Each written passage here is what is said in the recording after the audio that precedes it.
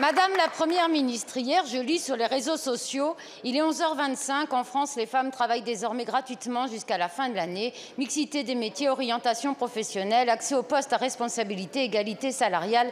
Nous devons agir sur tous les leviers, j'y veillerai. Je me dis, quel programme, quelle ambition, quelle volonté politique. Voilà quelqu'un qui mériterait d'être aux responsabilités. Je prends le temps de regarder l'auteur, vous. Quelle hypocrisie!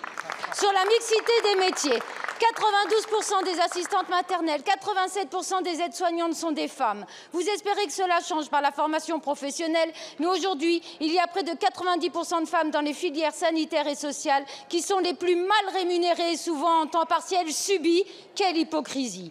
Pour l'accès aux postes à responsabilité, vous pourrez au moins vous satisfaire d'être Première ministre, alors même que pendant l'examen du PLFSS en commission, nous avons fait des propositions pour aboutir à l'égalité salariale. Résultat, rien. Les écarts de salaire entre les femmes et les hommes ne se réduisent quasiment pas.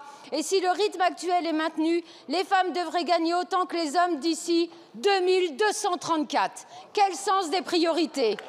Nous proposions par exemple que l'accès aux subventions publiques et aux exonérations de cotisations soit réservé aux structures respectant strictement l'égalité salariale.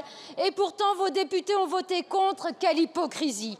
Madame la Première ministre, obnubilée par l'idée d'atteindre l'égalité de 49,3 entre les femmes et les hommes, vous en oubliez l'essentiel, les propositions de vos oppositions. Alors ma question est simple. Maintenant que vous avez fini de veiller, quand comptez-vous réellement agir?